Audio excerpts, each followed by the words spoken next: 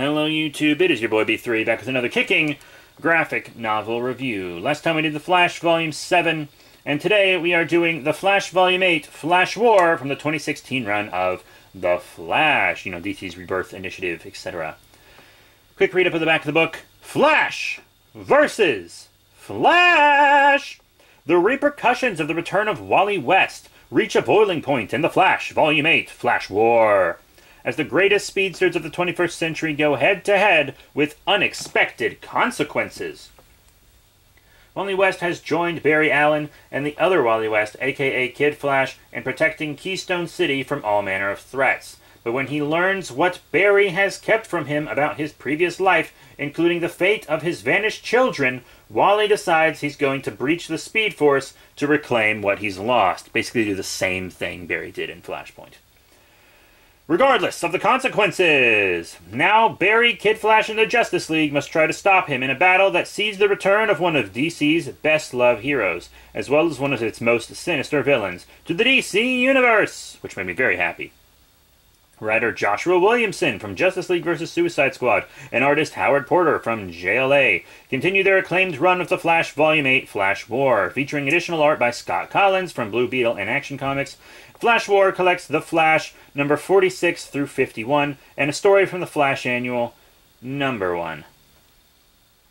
Dope. So this was talked about a lot when it first came out, single issue wise, and I see why, because it was very enjoyable. So it starts with a destroyed Flash Museum in the future, and some time cops basically are investigating it, and there's this judge that's like, we have evidence that Iris West killed Eobard Thawne, and even though she's from a different time and Eobard Thawne was a criminal, it's still murder, so go get her. And it turns out the future has their own version of the rogues who are good guys and time travelers. And it turns out that Zoom is actually this judge, and he created these fake rogues to kind of mock the rogues, and also, you know, Barry Allen and Wally West and stuff. Zoom is Wally West's Reverse Flash, of course, you all know this.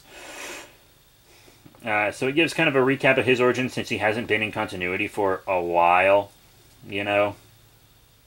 The Justice League and stuff's running tests on Wally to see what's wrong with him, and Barry goes to the Batcave to talk to Bruce because they've been investigating, you know, all kinds of stuff with, like, the button in the timelines and etc. You know. And, you know, Eobard Thawne was helping Hunter Zolomon, but then Eobard Thawne ran off and got killed, you know. So, Wally, actually, they all go to 25th century to prove Iris innocent. And eventually they do, because it turns out Zolomon was, of course, hiding the video file that shows that Iris killed Thawne in self-defense. Obviously, it was self-defense, and even though it was self-defense, she still struggles with murder. You know, struggles with what she did. So, Hunter Zolomon shows up, and he's like, I've changed, I don't even have my speed anymore. Which is, of course, a lie. And he really manipulates Wally into running to save his children. And, yeah, so this is when Wally remembers that he had two kids, Irie and Jay, one named after Iris West, one named after Jay Garrick, right? I'm glad Jay Garrick's back in continuity as well. But, so sort of, kind of, yeah, he is. It's confusing. So, Wally Flash runs, Barry Flash chases. Wally Flash is faster than Barry Flash, of course. We all knew this. But, they're racing so hard and their speed's going crazy that it's tearing the world apart. Their race around the world is tearing it apart. Superman runs out of breath trying to catch up to him. He doesn't even get close enough for them to realize he's doing it. They are going fast. They smash through one of Hal Jordan's constructs and nearly break his ring with the strain from it. It's crazy. But then they run into the Speed Force. They break the Speed Force wall, which not only opens up the Speed Force to the world, but all the forces. Because remember, they'd already discovered the Still Force. Now they got the Strength and Sage Force. And the Sage Force is like all the characters with like mental powers get their abilities from the Sage Force. All the characters with like strength powers get their abilities from the Strength Force. You know, Turtle gets his powers from the Slow or the Still Force. But yeah, Hunter Zolomon puts on like a classic Flash costume to fight them, and he's like, I'll be the better Flash. And now he has control of all the forces, and he's just slapping the Flashes around. They break into hyper time, and he tries to change time, and he kind of wins. Hunter Zolomon just kind of wins. He kind of loses, but kind of wins. It's a little ambiguous. He kind of just disappears, but he got what he wanted. Sort of, you know what I mean? But not entirely. And then the book does something pretty cool. It destroys time travel. Right? It destroys time travel. So remember when you will remember when I was reading Heroes in Crisis, and I was like, why does Wally West, a speedster, need a time machine to go forward in time 5 days? Shouldn't he just be able to do that? And now that I've read this book, I understand. I should have read Heroes in Crisis after reading this, and I knew that, but I did it anyways. It breaks time travel.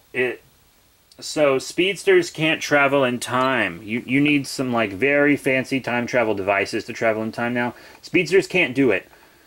Which I'm so grateful for, because time travel made things so complicated in speedster books, and it was used as just a throwaway explanation for anything they couldn't explain.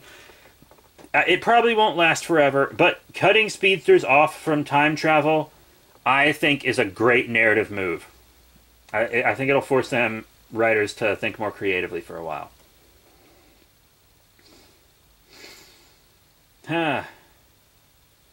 Pretty great stuff. And then Wally West runs off, and he's like, I'll never stop running. And the Speed Force, while breaking, also let Impulse escape the Speed Force. So now he is running around, and that kind of is going to start off the Young Justice book, which I'm probably not going to read.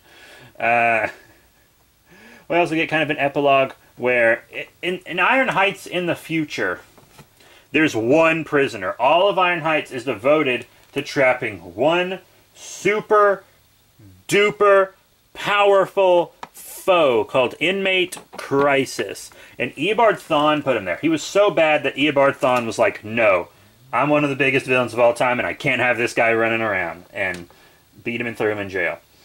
So I can't wait to see what's up with that. And he does appear to be the person manipulating Godspeed as well. And there's also another epilogue about Wally, who hasn't stopped running for days. And it's like killing him, but they can't stop him. And Iris is like, Barry, you just need to wait for him to be ready to come to us. And he does go, and then they send him to Sanctuary, which is a secret superhero retreat where superheroes can go to help them deal with PTSD. And Heroes in Crisis was a great Tom King book. I reviewed it. I highly recommend it. Definitely check all that out. Very dope stuff, my friends. Very dope stuff. But yeah, and then Flash and Batman have a little talk at the end about risking others' lives, because there's a Bat family and a Flash family, and they're like, man, we just, is it right for us to risk all these people's lives and stuff, etc., etc. Pretty cool, and we kind of get more into that in the Heroes in Crisis supplemental book. But that is the Flash Volume 8 Flash War from the 2016 Rebirth run. Pretty good book. I really love this Flash run. Far better than the New 52 Flash run, which I have all of and will eventually review. I just have it kind of because Flash is one of my favorites, even though I'm not the biggest fan of it. It gets better as it goes along, but, you know. So that's it for those Flash books. Next, I'll probably be doing a Heroes in Crisis, Flash Forward, and then some Image stuff. That's it. Thank you all very much for your support. Remember to rate, comment, and subscribe. Check out all the cool links in the description below, Facebook, Twitter, etc. And I'll see you all next time.